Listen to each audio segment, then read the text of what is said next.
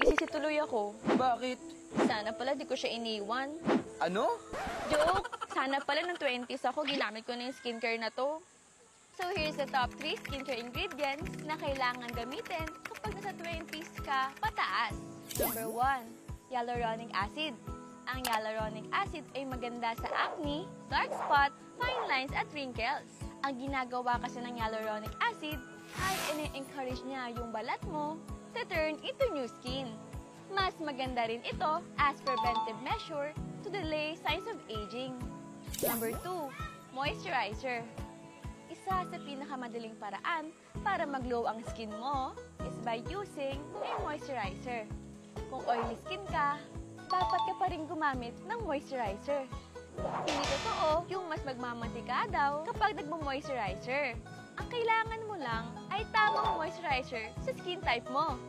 Number 3, sunscreen.